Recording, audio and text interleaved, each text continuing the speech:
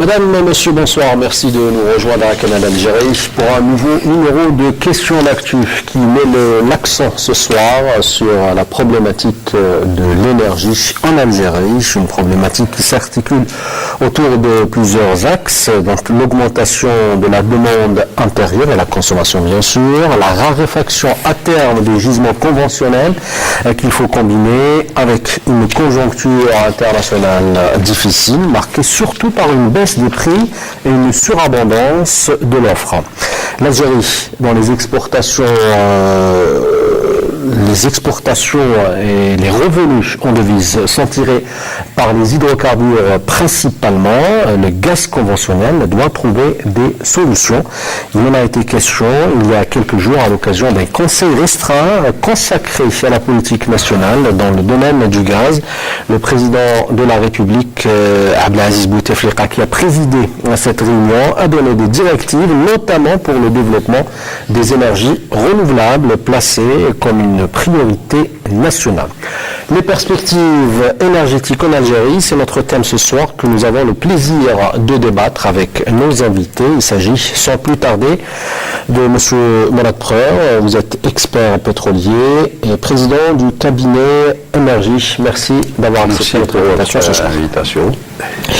Également avec nous, M. Lias Sahar, vous êtes journaliste spécialiste des questions énergétiques. Merci d'être avec nous. C'est moi qui vous remercie. Et également avec nous, M. Hamid Dahmani, vous êtes directeur général au ministère de l'Énergie. Merci. Mais avant de revenir à vous, je vous propose de suivre ce compte rendu, le commentaire élu par Jaouda Boumrara. Les perspectives de consommation locale de gaz naturel et celles liées à son exportation future, ainsi que le programme national de développement des énergies renouvelables, ont été à l'ordre du jour d'un conseil restreint présidé par le président de la République, Abdelaziz Bouteflika, en date du 22 février 2016. La tenue de ce conseil a été dictée par une forte croissance de la consommation locale de gaz naturel ces dernières années. L'évaluation faite par le ministère de l'Énergie fait ressortir que le marché national absorbait 14 milliards de mètres cubes en 2003.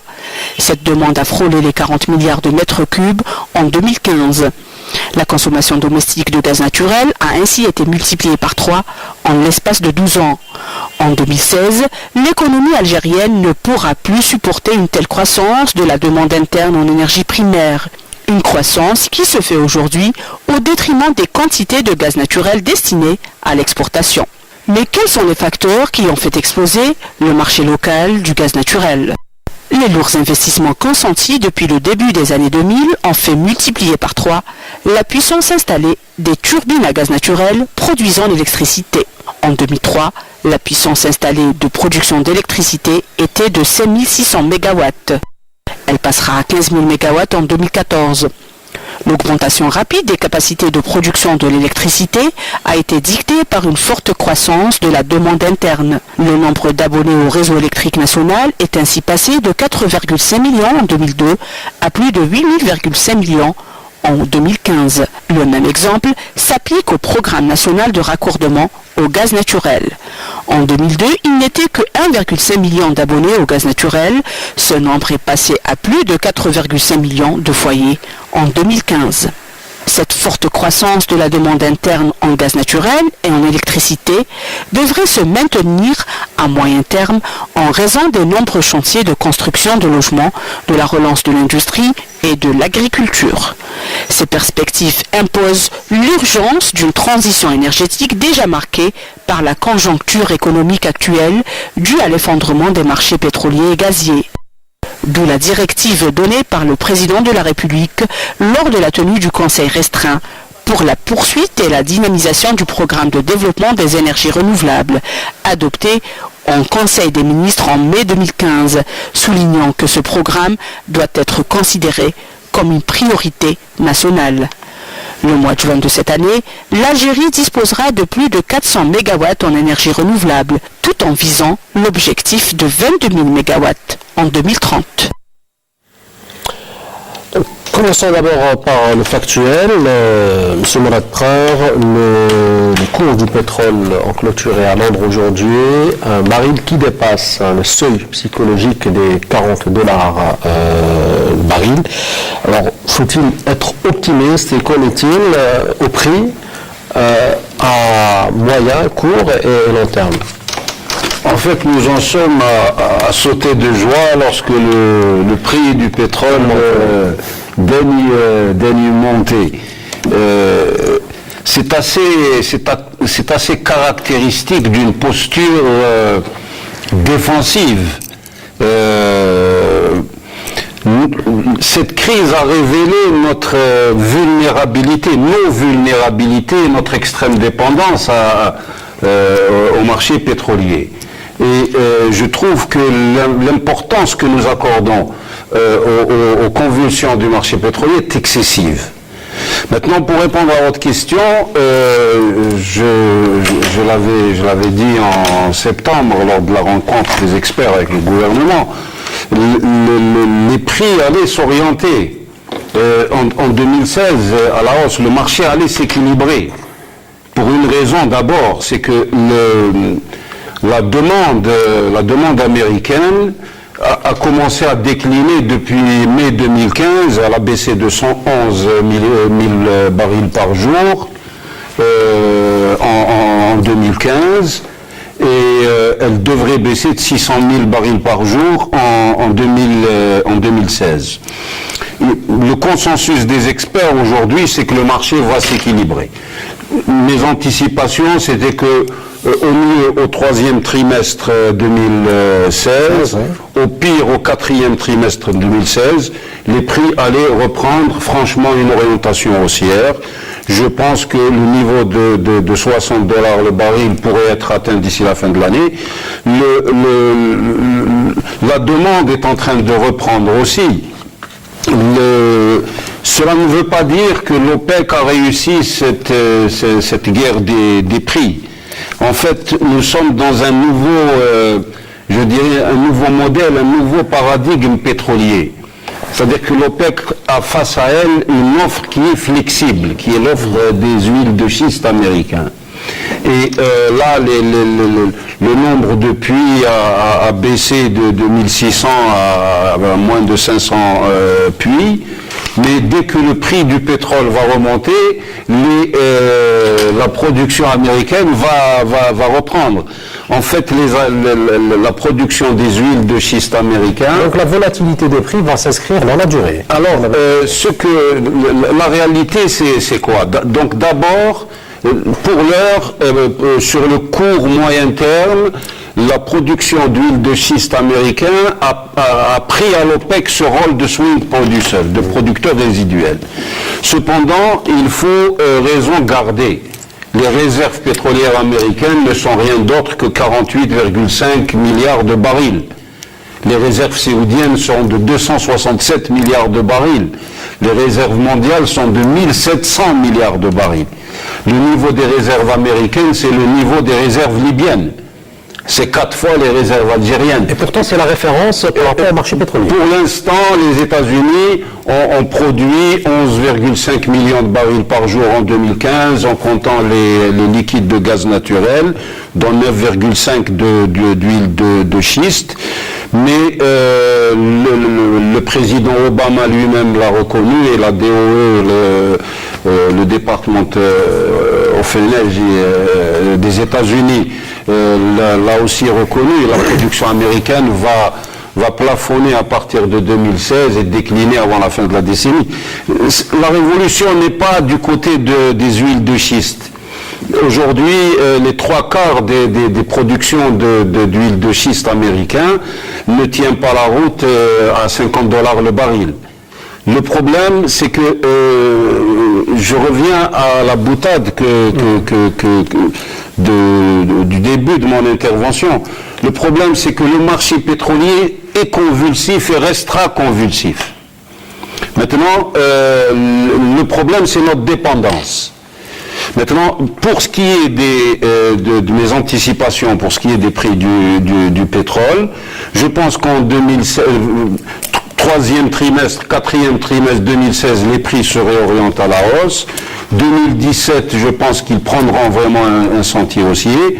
Maintenant, il faut savoir que 21%, les investissements dans l'exploration-production ont baissé de 21% en 2015. Ils vont baisser de plus de 20% en 2016. C'est au total quelque chose comme 500 milliards de dollars qui a disparu comme investissement depuis 2014. 2014, le niveau au niveau mondial. De 2014, l'investissement était de 700 milliards de dollars. C'était un pic historique. Et là, regardez la chute. Ça veut dire que d'ici nous allons avoir un effet de ciseau entre la courbe d'offre et la courbe de demande. Et à partir de 2017, moi je le dis, le niveau de 100 $ le baril est un niveau structurel. C'est un niveau qui anticipe, qui prend en compte une anticipation d'épuisement. Et on va y arriver. Et il va y avoir avant la fin de la décennie, selon moi, des corrections brutales. Cette situation est une situation qui est passagère. Des hausses très importantes. Ah oui, il y aura des corrections brutales parce que ce déficit d'investissement, et même le directeur général de l'Agence internationale de l'énergie avait mis en garde l'industrie. L'industrie pétrolière est en grande souffrance. Maintenant, pour ce qui nous concerne, deux conclusions. Premièrement, il faut garder notre sang-froid, c'est pas la fin du monde, c'est une crise qui va passer. Hein. Deuxième chose, il faut nous préparer à l'après-crise. Et puis, vous allez l'aborder tout à l'heure, cette crise est en train de nous cacher un boulet qui vient juste derrière et qui est la perte de nos débouchés gaziers, qui est là, ça serait vraiment l'agriculture. Dans le marché européen, on en reparlera tout à l'heure. Pour rester toujours, M. Le Sahar, autour de cette hausse dans la tendance haussière concernant les marchés pétroliers, quelle est votre analyse? Alors, je crois que tout est relatif. C'est vrai que le baril de pétrole a clôturé à 40 $ aujourd'hui. Mais il ne faut pas oublier qu'il reste en dessous déjà de la moyenne de 2015 où il était à 52 $. Il ne faut pas oublier aussi qu'au mois de janvier, le baril avait fait au moins 30 $. C'est-à-dire, c'est un bon signe, mais on est toujours dans le négatif. Pour ce qui concerne le marché actuellement, je pense que le marché, ces derniers jours, est en train de se dire que les pays producteurs qui soient membres de l'OPEP ou non pourraient faire quelque chose. Il y a des supputations pour une réduction possible de la production et c'est ce qui fait que les prix grimpent. Mais d'un autre côté, je pense que la décision, le principal aspect qui a fait d'ailleurs rapidement fait grimper les prix, c'est la décision de gel qui avait été discutée à Doha il y a quelque temps. Et on a vu que l'Arabie Saoudite et la Russie on parlait de la même voix, on parle de gel.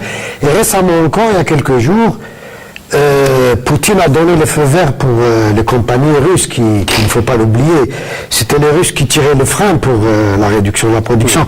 Il a donné le feu vert pour le gel de la production. Sur un autre plan, il y a beaucoup d'experts qui pensent qu'il y a une spéculation dans cette décision. Pourquoi? Parce qu'on se dit, voilà, l'Arabie Saoudite a pompé au maximum en janvier, la Russie a pompé, après ils nous disent de geler, parce que qui c'est qui va être obligé de geler? Ça va être l'Irak qui monte, l'Iran, parce que l'Iran, bon, il se peut qu'il y ait un consensus pour laisser l'Iran revenir au quota d'avant les sanctions, éviter que l'Iran bloque ce gel, et on se dit que finalement l'Arabie Saoudite et la Russie, c'est eux qui détiennent la solution du marché pétrolier. Sur un autre plan, il y a quand même une petite information dont il faudra tenir compte. Il y a quelque temps, dans les prévisions officielles de la Fédération de Russie, il était question d'une baisse de la production de la Russie. Ça veut dire que là, si la Russie maintient le niveau de production de janvier, elle ne perd rien, c'est-à-dire qu'elle est pratiquement gagnante. Cela étant, comme c'est l'Arabie Saoudite et la Russie, toutes ces spéculations passent de côté dès lors qu'on a affaire au marché, parce que le marché est très nerveux. On dit qu'il y a gel, l'Irak pourrait s'intégrer dans ce gel parce qu'ils n'ont pas fait de déclaration. Les Émirats Arabes Unis ont fait une déclaration aujourd'hui par l'intermédiaire de leur ministre de l'énergie parce que les Émirats Arabes Unis ont aussi un planning d'augmentation de la production très important jusqu'en 2020. Donc toutes ces données, la position des Émirats Arabes Unis font que le marché est obligé de suivre. Sur un autre plan plus stratégique, il faut savoir, comme l'a rappelé tout à l'heure ce n'est pas l'Arabie Saoudite qui a fait baisser les prix, qui a vaincu les gaz de schiste. Il était déjà établi en 2008-2009 une baisse de la production des gaz du pétrole de schiste pour une raison très simple, c'est une question de réserve. À partir de 2016, la production américaine de pétrole de schiste baisse. Automatiquement, c'est un peu les 600 000 barils qui sont pris en compte dans la production européenne. Vous avez parlé de nervosité du marché et l'intervention de l'Arabie Saoudite, la Russie, les grands producteurs. Qu'en est-il en Algérie, M. Behmani? Comment l'Algérie perçoit cette nervosité du marché et cette tendance à trouver des solutions, notamment de la part des grands producteurs? Merci, M. Azili. Donc, je dirais que la volatilité est innée au marché pétrolier, comme tous les marchés boursiers. Bon, des fois, elle est faible, des fois, elle est ample. Et donc, on assiste à une certaine nervosité aujourd'hui, à la suite d'annonces d'événements, comme l'ont cité les collègues, donc la réunion de Doha, la décision de Russie. Donc, il y a un certain nombre d'événements qui font qu'il y a de la nervosité, qu'il y a aussi de l'optimisme. Bon, c'est un frémissement vers l'amélioration des prix. Est-ce que ça va se maintenir ou pas? La question reste posée. Je souhaiterais revenir un peu quelques années en arrière. En 2014, depuis 2014, même avant, donc on a une économie mondiale qui est relativement attendre. La croissance économique est relativement faible, 3,1, 3,4 cette année, 3,6 l'année prochaine. On reste loin donc des records que nous avons connus et il y a un certain temps de cela. Donc en arrière-plan, il y a cette faiblesse de la croissance économique mondiale, relativement modeste et attendre. Derrière cela, il y a eu, les dernières années, une augmentation de la production. L'ont cité les collègues, donc notamment l'augmentation de la production américaine, l'augmentation aussi de certains pays de l'OPEP. Et on s'est retrouvé avec un surplus à la fin 2014, donc un déséquilibre de l'offre et de la demande, un surplus de l'offre. Bon, il n'y avait pas de consensus pour réguler l'offre et rétablir un certain équilibre du marché comme ça s'est fait par le passé. Donc le marché est en train de se réguler par lui-même. Mais comment? À travers la baisse des prix que nous avons connue en 2015 et jusqu'à maintenant. Est-ce que le marché a atteint le creux et est-ce que nous sommes au-delà du creux de la vague, que les prix sont en train de reprendre? J'espère que c'est le cas. Donc, beaucoup d'indices, comme l'a dit mon collègue, laissent présager que nous allons vers un raffermissement de l'équilibre offre de la demande vers la deuxième moitié de cette année. Quand on regarde les projections de beaucoup d'analystes, beaucoup d'institutions, laissent penser que nous allons vers un meilleur équilibre, un raffermissement donc de la balance offre-demande mondiale d'ici la fin de l'année. Ceci dit, il y a la production qui reste forte, la production qui reste forte, la demande qui reste relativement modeste et il y a encore un surplus. Même si le surplus se réduit, il y aura encore un surplus d'ici la fin de l'année. Il sera moindre que ce que nous avons connu sur ce début d'année et l'année dernière. Mais il est là, ce surplus, il pèse. À côté de cela, nous avons les stocks mondiaux qui restent à des niveaux records. Ils dépassent de très loin les niveaux historiques que nous avons connus. Et donc ça aussi, ça pèse sur le marché, ça pèse sur l'équilibre et ça pèse sur les prix. Donc, comme diraient les autres, les jurys sont dehors, hein, ce n'est pas encore acquis. Il y a un frémissement dans le bon sens. Certains indices sur les fondamentaux de l'offre et la demande nous indiquent qu'on va vers un raffermissement, mais il y a ces deux facteurs qui continuent à peser. Il y a encore du surplus et il y a les niveaux de stock qui sont élevés. Donc voilà où nous en sommes aujourd'hui. Alors, pour ce qui est du pétrole, ce qui nous intéresse, surtout en Algérie, c'est la production gazière, une reconfiguration, M. Mourad Preur, en profondeur de l'offre. Le marché gazier n'est plus le même, ce qui bouleverse bien des perspectives, notamment pour l'Algérie. Alors là, bon, la grande question sur laquelle moi je veux alerter, c'est que nous sommes focalisés sur la crise pétrolière.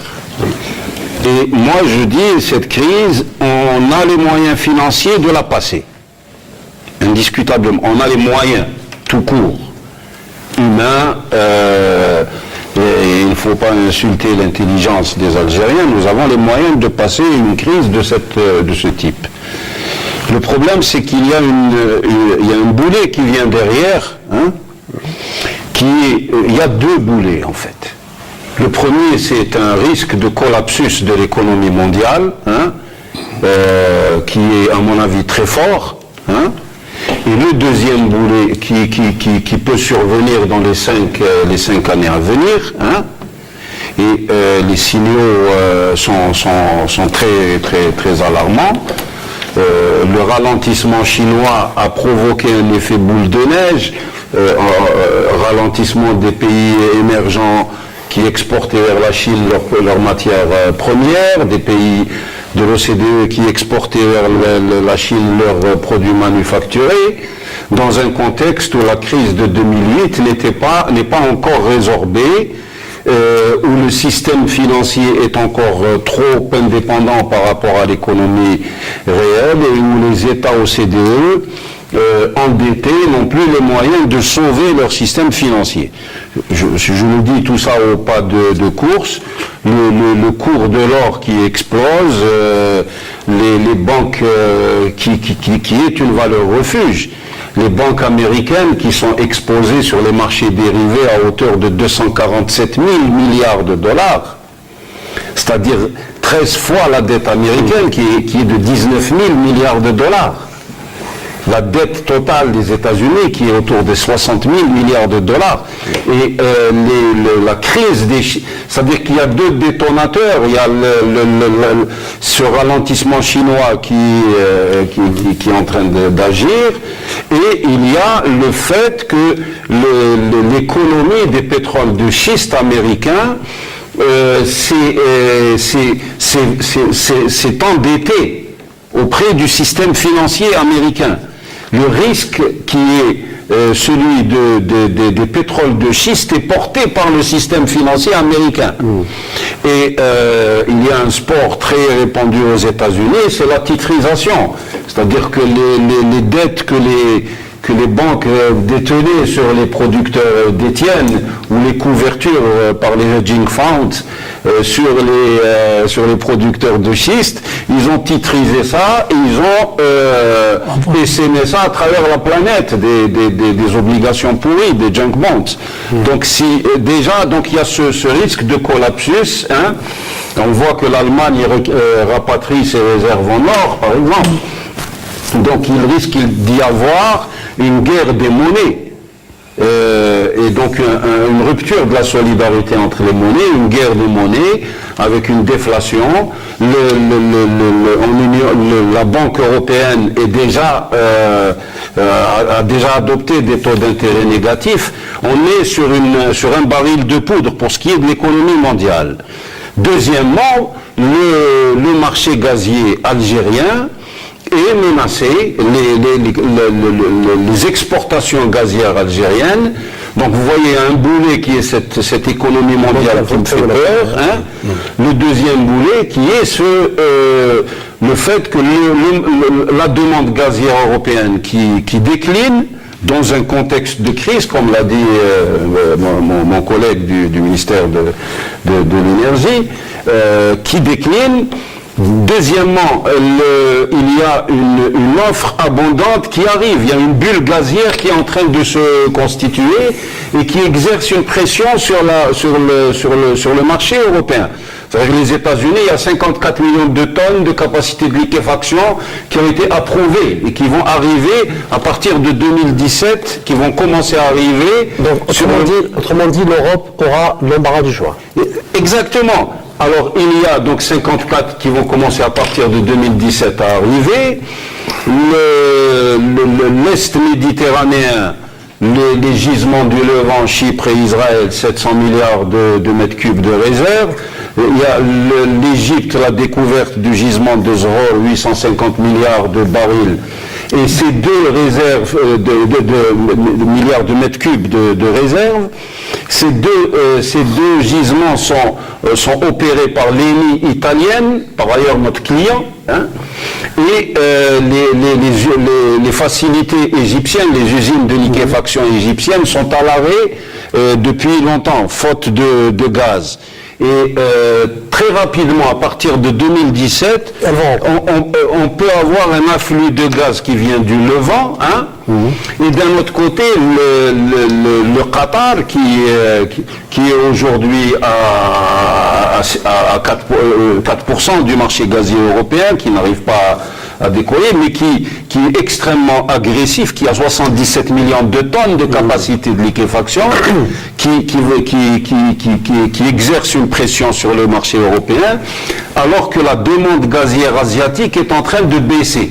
Le grand événement, la baisse, le Japon est sorti de l'effet Fukushima, c'est que les volumes qui allaient vers l'Asie vont affluer vers l'Europe. Donc, pour résumer tout ça, l'Algérie, dans quelques années, aura du mal à vendre son gaz. C'est-à-dire que ça arrive au plus mauvais moment. Pour parler clairement, d'un côté, les contrats de long terme avec clause de take-or-pay signés par l'Algérie vont arriver à échéance et donc on devra négocier de nouveaux contrats, alors même que dans le marché gazier européen, il y a une coexistence de transactions de court terme, spot, et de transactions de long terme. C'est-à-dire que le client de Sonatrach, Engie français ou le Enagas espagnol ou le Snam ou là, lui-même ne va pas consommer ce gaz, il va le vendre à un client final.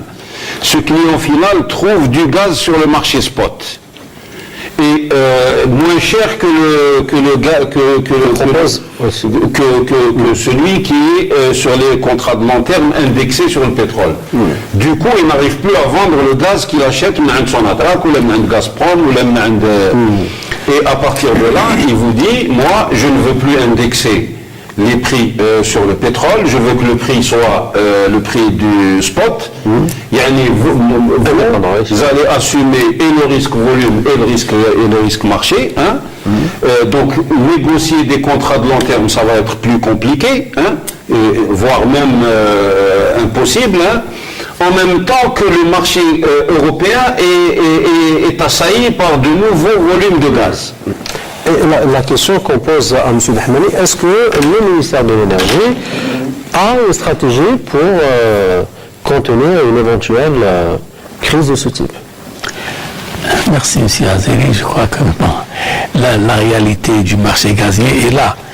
Comme l'ont dit les collègues, donc il y a une économie à tonnes, il y a une demande relativement modeste. La croissance de la demande gazière en Europe, elle a baissé ces dernières années et pour le moyen terme, elle va être stable à peut-être une légère augmentation, mais pas très significative. Donc ça reste un marché relativement...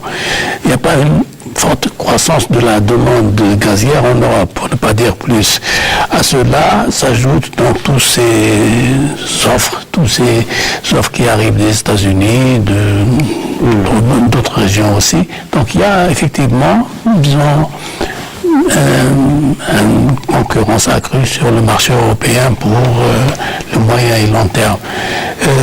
Ce que peut-être le côté positif dans tout ça, positif pour les exportateurs, c'est que la production européenne indigène baisse. Donc, même si la demande en Europe n'augmente pas de manière significative, le besoin d'importation, lui, augmente. Voilà. Bon, on peut discuter des chiffres, mais là, c'est des constantes. La demande reste plus ou moins stable à connaître une croissance modeste, mais la production indigène, elle baisse. Donc, il y a un besoin d'augmentation des importations. Ça, c'est la réalité que nous avons du marché européen. Qu'est-ce que va faire l'Algérie dans tout ça? L'Algérie, elle a des réserves. Vous rappelez le Conseil des restreints des ministres, on a parlé à donner des chiffres. Donc, il y a des réserves importantes, prouvées, récupérables, possibles, potentielles. Donc, les réserves sont là. Ce que nous avons décidé, c'est donc la production nationale va augmenter.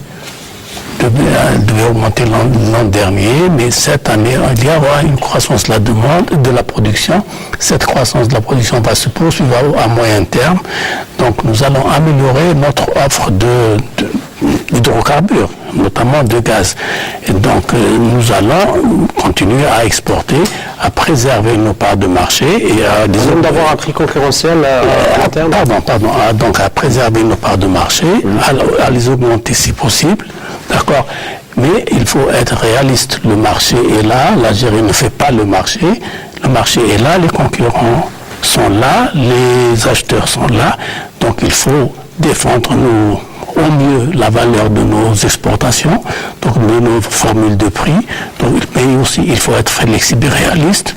Donc nous allons trouver un équilibre pour optimiser nos revenus et notre stratégie dans ce sens. Voilà, donc il faut un optimum, trouver un optimum pour dans le meilleur intérêt du pays. Épargner à l'Algérie un risque par rapport au marché gazier. Toujours à propos du marché gazier, le risque qui pèse sur l'Algérie à long terme, M. El Sahar.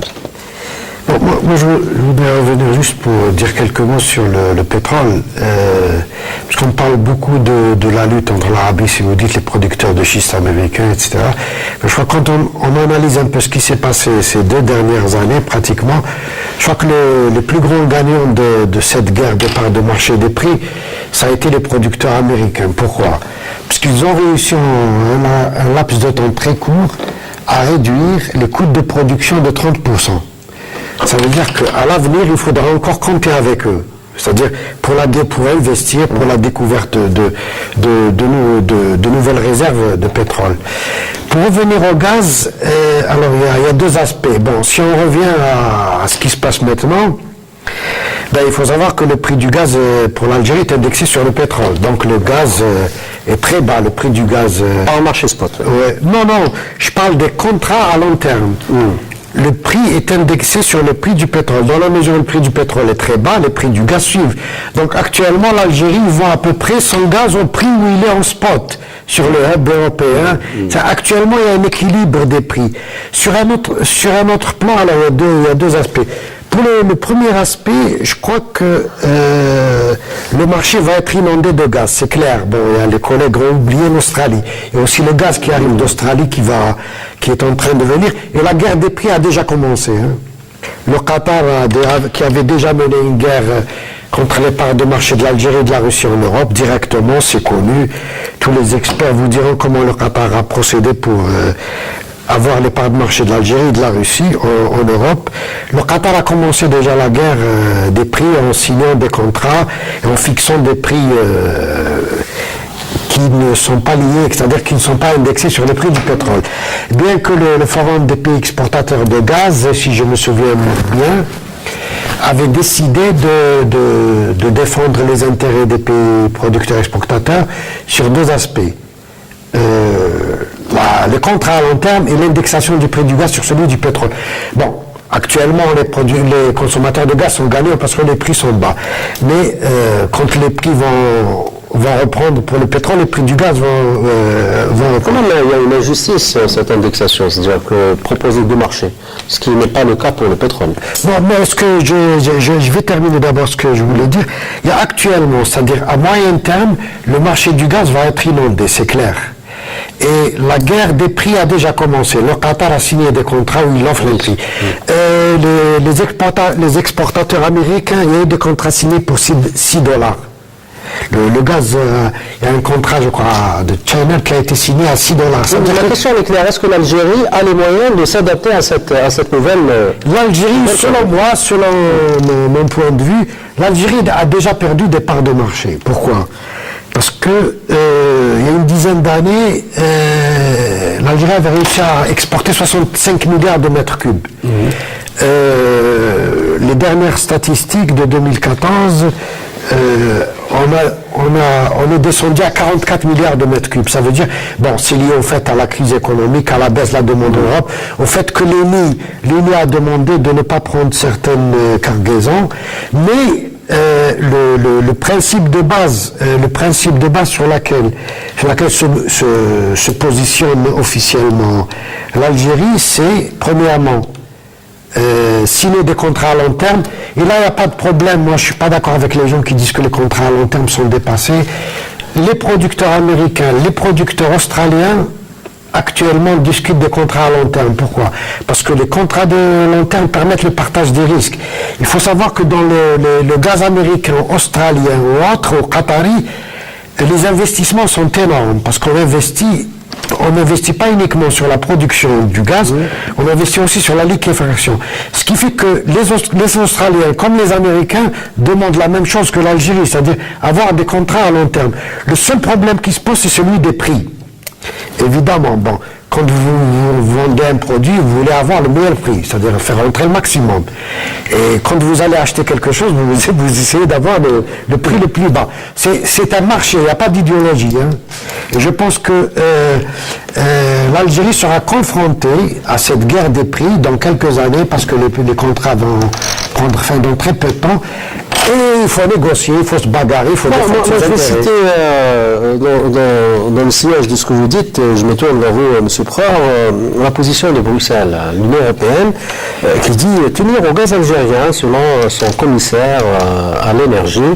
L'énergie affirme que sa stratégie énergétique s'appuie sur un renforcement de la coopération algérienne. Peut-on comprendre de là que l'Union européenne préfère, ou a tendance à préférer une coopération avec l'Algérie que la Russie? C'est-à-dire, pour répondre, il faut distinguer entre le langage diplomatique et les intérêts réels, froidement pensés et froidement mis en œuvre. La réalité, c'est que l'Union européenne ne veut pas être excessivement exposée au gaz russe. La Russie a construit un gazoduc, le Nord Stream, 2 fois 27,5 milliards de mètres cubes, 155 milliards de mètres cubes. Elle est en train de le doubler à 110 milliards de mètres cubes qui joint l'Allemagne depuis la mer Baltique. Hein. Elle s'est froissée maintenant avec la Turquie, donc le projet de gazoduc South Stream qui devait aller à un moment qui a été avorté et avec une option turque et revient à l'ordre du jour. Il est largement entamé, 63 milliards de mètres cubes qui arrivent vers le marché sud-européen. L'Europe ne veut pas, la Russie contourne l'Ukraine et la Biélorussie et donc devient un fournisseur dominant de l'Europe. Maintenant, les États-Unis ne veulent pas dépendre que de la Russie. L'Algérie est une source qui les approvisionne par gazoduc et par GNL.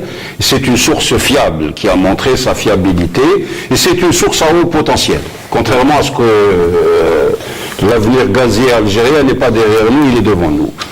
Maintenant, l'Europe, la demande européenne décline du fait de la crise économique.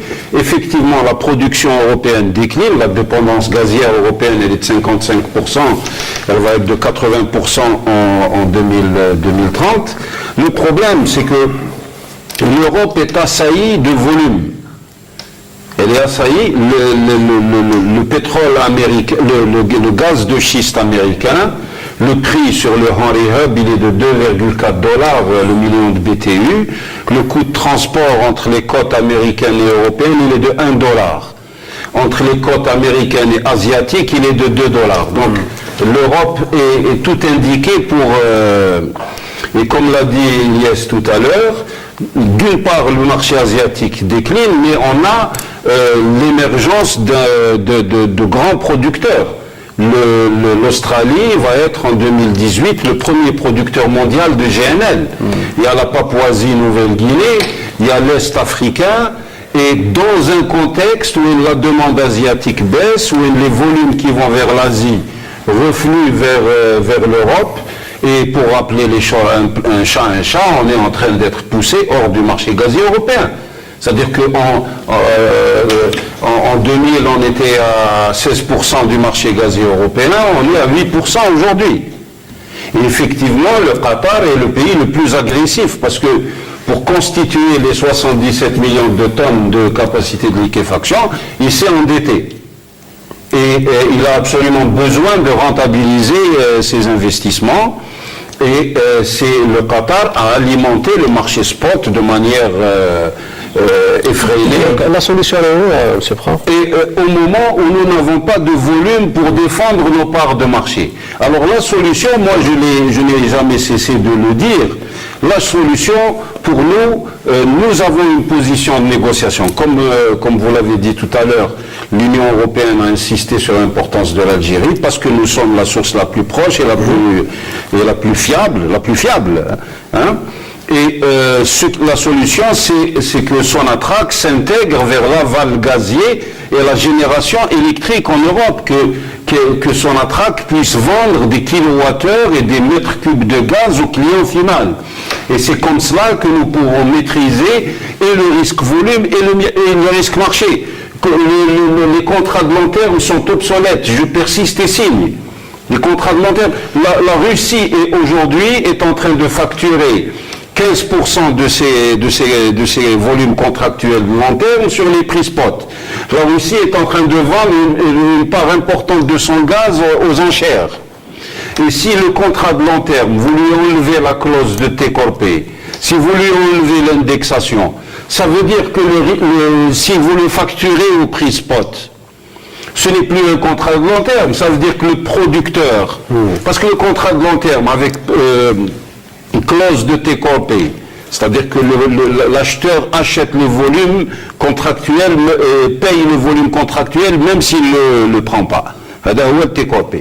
Si vous lui enlevez le take-or-pay, si vous lui enlevez l'indexation, hein, le principe c'est que le producteur, quand moi je mets 4 milliards de dollars pour développer une chaîne gazière, pour mettre sur le marché européen 8 milliards de mètres cubes par exemple, hein, donc y compris liquéfaction ou la pipeline, ou là, si je mets 4 ou 5 milliards de dollars, il faut que je sois sûr à quel prix je vais vendre ce gaz. Sinon, je ne peux pas avoir des cash flows à long terme. Donc un problème d'investissement aussi. Il faut que je sois... et donc, il y a un partage du risque. Moi, je prends le risque marché, hein, donc je prends le risque marché, et l'acheteur taille, il prend le risque volume. On partage le risque. Et ce que je propose, quand je dis Sonatrach arrive au client final, ça ne veut pas dire qu'il y aura le drapeau de Sonatrach sur les Champs-Élysées, c'est pas ça mais qu'elle sera dans le capital de distributeurs de gaz et d'électriciens. Lorsque Sonatrach arrive au client final, elle maîtrisera et le risque volume et le risque marché. Est-ce qu'on a le moyen de le faire? Et puis, tous les ma'amalin d'ar, c'est-à-dire que le gaz qatari, ou le gaz américain, ou le gaz l'Iran qui veut exporter entre 68 et 80 milliards de mètres cubes de gaz. Hein. Tout ça qui arrive sur le marché. Donc, elle traverse le miroir, tous les ma'amalin d'ar, ces volumes, elle va les accueillir. Et ça ne sera plus des volumes concurrents. Ça sera des volumes où elle va gagner de l'argent. Et la question et c'est ça la négociation stratégique qui doit être menée au plus haut niveau de l'État pour placer Sonatrach en aval de la chaîne gazière en Europe, particulièrement les pays qui sont les plus vulnérables aujourd'hui et qui sont et nous avons un pouvoir de négociation qui est intact et il faut en profiter. Alors toujours à propos de la stratégie que doit adopter le pouvoir public algérien pour contenir cette cette nouvelle donne. Ce que vient de proposer Mourad Preur peut être réalisable par la Sonatrach. Je ne sais pas, je ne voudrais pas créer un débat ou un dialogue entre deux collègues. Je voudrais seulement revenir en arrière. On avait parlé de l'historique de nos exportations, de la viabilité de l'Algérie, des avantages aussi de la situation géographique du pays, des coûts de revient aussi du gaz naturel algérien qui sont très compétitifs. Donc j'ai parlé aussi des ressources que nous avons qui sont prouvées récupérables, mais aussi potentielles et possibles, conventionnelles et non conventionnelles. Donc les ressources sont là, même à long terme. Il faut les développer et nous sommes en train de les développer et je l'ai dit, d'augmenter nos capacités de production. Notre production est en train d'augmenter. Elle va augmenter cette année et elle va augmenter dans les années à venir pour répondre à la demande nationale croissante, comme on l'avait cité auparavant, mais aussi pour continuer à exporter, à préserver nos parts de marché.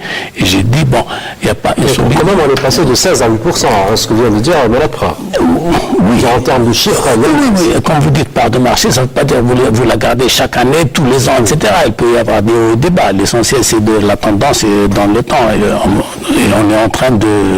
J'ai dit que notre production est en train de remonter et elle va remonter dans les années à venir. Donc les chiffres sont là, les décisions ont été prises et la production va augmenter.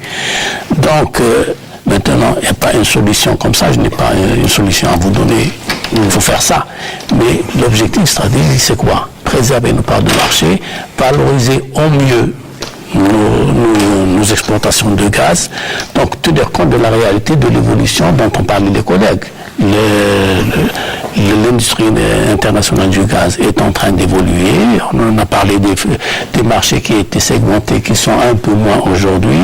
On a vu un flux transatlantique qui est revenu en sens inverse. Maintenant, nous avons le gaz américain qui arrive en Europe. Nous avons d'autres régions. Parce qu'il ne reste pas beaucoup de temps, M. Elhamani, revenir sur une question aussi très importante qui est la consommation interne, puis intérieure plutôt. Très bien. Il faut contenir. Si jamais on veut se placer dans le futur dans un marché gazier. Non, ce que je vous ai dit, que la production nationale va augmenter à moyen terme pour répondre aussi bien à la demande nationale qui continue de croître et augmenter les volumes d'exportation. Donc la production nationale va répondre aux deux. La consommation nationale va continuer à augmenter au rythme que nous avons connu ces dernières années, c'est-à-dire autour de 5-6% par an. Mais les volumes qui vont venir de pétrole et de gaz vont permettre de répondre à la demande nationale qui va continuer de croître et aussi d'améliorer notre niveau d'exportation, aussi bien en liquide qu'en gaz naturel. Donc c'est une décision stratégique qui a été prise par les pouvoirs publics, traduite dans les faits par la Sonatrach, et donc il y aura un accroissement de la production. D'accord? Donc comment valoriser au mieux cette exportation? Cela revient aux techniciens, d'accord, de négocier au mieux. Des options stratégiques sont là, préserver nos parts de marché, d'accord, et valoriser au mieux les exportations. Alors, allez-y. C'est ce que je voulais revenir tout à l'heure sur l'international. Il ne faut pas oublier que Sonatrach a réalisé quelque chose en Espagne, en Italie, en Angleterre. Elle avait créé des filiales qui commercialisent directement le gaz. Mais, comme on dit, c'est un marché, c'est pas facile de pénétrer le marché européen parce que les gens sont présents. Il n'est pas évident qu'on vous laisse rentrer.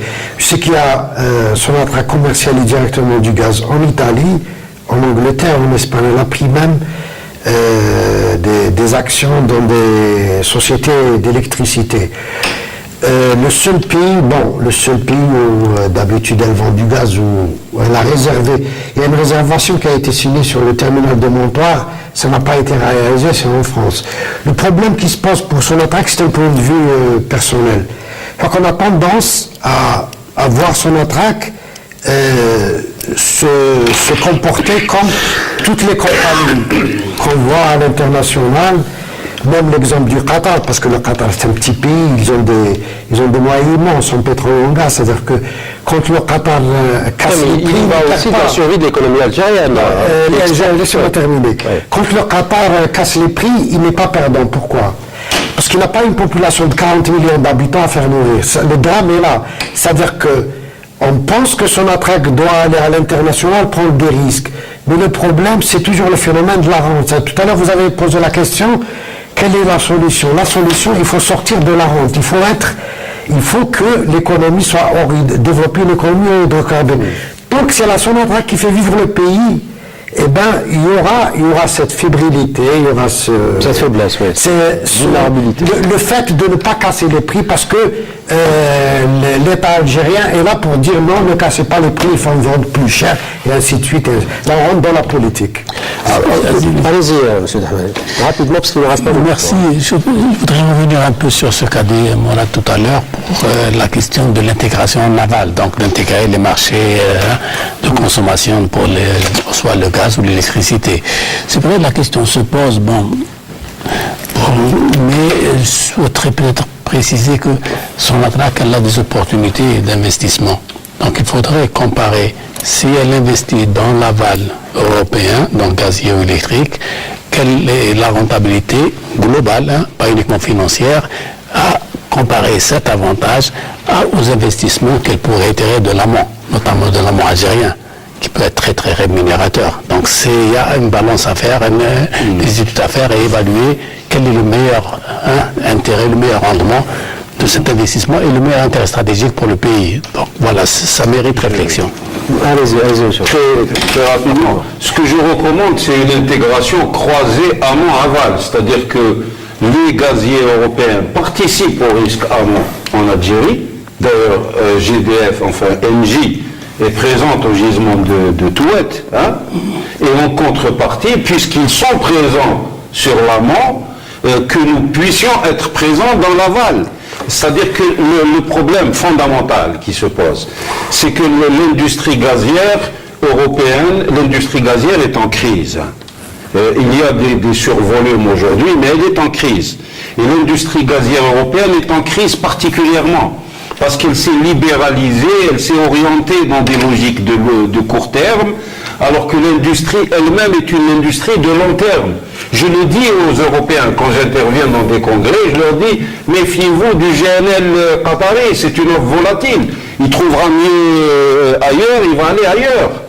Et donc, c'est ce que je dis aux Européens, à savoir que en s'intégrant sur toute la chaîne, en participant au développement des gisements algériens et en ouvrant à Sonatrach l'accès à l'aval et à la génération électrique, on équilibre la chaîne gaz sur le long terme. On rentre dans une nouvelle logique de long terme. Si les contrats de long terme avec clause de take-or-pay sont obsolètes, c'est aujourd'hui du fait qu'il y ait une concurrence gaz-gaz, il y a une logique de long terme qui est fondamentale dans cette industrie du gaz et qui peut prendre la forme d'une intégration croisée amont-aval, où les gaziers européens participent au risque amont et à l'investissement amont en Algérie, en même temps que Sonatrach accède aux marges aval qui sont les plus rémunératrices aussi. Alors, l'un des défis majeurs, parce qu'il ne reste pas beaucoup de temps. Juste pour revenir à l'interne au gaz, parce que il faut savoir que tout à l'heure, quand je dis qu'on exporte 44 milliards de mètres cubes, il faut savoir que la production commerciale était de 83-84 et que la consommation nationale est passée à 40 milliards de mètres cubes. Donc, plus on consomme, moins on enlève. Justement, cette question de consommation, oui. Alors, pour expliquer ça, il faut savoir que parce qu'il n'y a pas eu d'investissement, des projets n'ont pas démarré, ont eu du retard. Je parle de l'Ahmed, de Gassiet Oil, et une baisse de production, il faut le dire, et une baisse, la production gazière a reculé. Bon, elle a fait à un moment donné, au milieu des années 2000, elle a fait un pic à 150 000, je parle de la production primaire, hein, c'est-à-dire y compris la réinjection. 154, 150... C'est dû à quoi, Yeshar? Au fait qu'il n'y ait pas eu d'investissement. Ben, c'est dû à la gestion. C'est la gestion. C'est-à-dire, quand on n'avance pas, on n'est pas rapide, quand on ne prend pas les décisions au moment voulu, ou bien quand on oublie on négocie sur un aspect, on oublie un autre aspect. Bon, c'est vrai que la consommation... On a arrêté le développement de l'amont gazier. Non, il faut savoir que la consommation de gaz a été une grande surprise. C'est-à-dire que on n'a pas vu ça. Maintenant, les gens sont en train de constater l'Algérie peut-être le premier pays au monde où il y a une couverture de gaz naturel à plus de 50% de gaz de ville. L'électricité, on est à 99%. C'est-à-dire, ce qu'on ne fait pas par là, on le fait par là, donc il n'y a pas... Est-ce qu'on a les moyens à long terme de continuer? Laissez-moi terminer juste quelques phrases. Alors, cette production a reculé, ce qui fait qu'on a perdu quelque part des marchés qu'on aurait pu gagner. Et là, récemment, il y a eu des gisements qui sont entrés en production en 2013.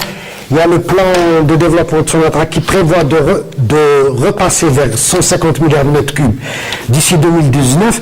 Mais il y a un grand problème qui se pose. C'est pas les réserves. L'Algérie, tout le monde sait que l'Algérie dispose de grandes réserves de gaz, qu'elles soient conventionnelles ou inconventionnelles. Le grand problème qui se pose, c'est celui de l'investissement. C'est-à-dire, à partir de cette année-là, il faudra prendre des décisions et développer les investissements, sinon on risque de se retrouver en 2030 avec une très grave crise. Pourquoi? Parce que quand la consommation sera de 80 milliards de mètres cubes, on risque de devenir importateur de gaz. Allez-y rapidement. Il faut impérativement déplacer notre demande énergétique vers les renouvelables. Le développement de capacités de production gazière, il y a une inertie dans les hydrocarbures. Il faut 10 ans entre le lancement d'un projet d'exploration et l'arrivée des volumes. Alors qu'on peut avoir 5 000 mégawatts en renouvelables en 3 ans. C'est-à-dire, le programme national qui a les énergies renouvelables de 22 000 mégawatts, moi, je dis qu'il faut être beaucoup plus offensif, particulièrement dans la situation de la dégradation de nos équilibres énergétiques actuels. L'Algérie est une véritable pile électrique.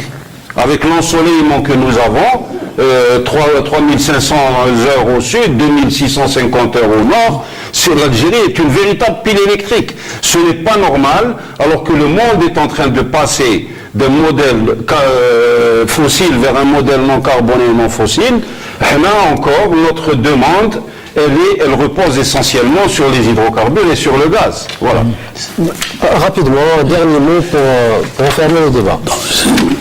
Pour peut-être rajouter un mot en complément aux énergies renouvelables, c'est l'efficacité énergétique. Je voudrais reprendre ce qu'a dit le collègue.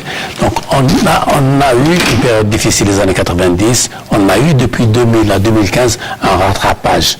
Donc à tout point de vue, sur le plan économique, mais aussi sur le plan énergétique. Donc la mise à disposition du gaz pour tout le monde, donc passer de 1,4 à 4,5 millions de clients, l'électricité, d'accord, passer de 4,5 millions à 8 millions de clients, donner l'électricité à tout le monde, à des prix bas, permettre l'accès de l'énergie pour améliorer la qualité de vie des citoyens. Tout ça, ça a été, disons, plus ou moins réalisé. C'est des performances extraordinaires que le pays a réalisées. Maintenant, il faut qu'on passe à la phase de consommer mieux. J'ai l'électricité, j'ai le gaz, mais il faut que je le consomme mieux, il faut que je le paye un peu aussi à un prix qui reflète un peu plus leur valeur.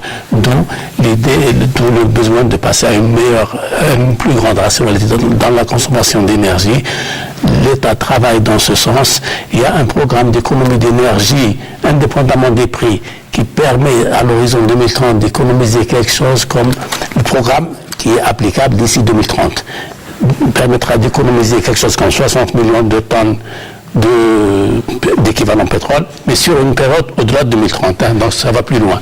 Et la deuxième, on a pris une décision importante en début de cette année, c'est la rationalisation à travers les prix, si vous permettez, la rationalisation à travers les prix, et donc ceci aussi va contribuer à sensibiliser le consommateur pour qu'il consomme mieux, qu'il consomme de manière rationnelle, et donc pour permettre de préserver cette ressource. Merci Monsieur Hamid Ahmed, directeur général au sein du ministère de l'Énergie.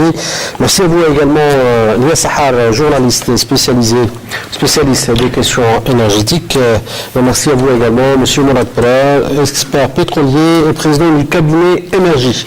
Madame, Monsieur, merci de nous avoir suivis en espérant vous retrouver la semaine prochaine pour un nouveau numéro de questions d'actu. Je vous dis au revoir et bonne soirée.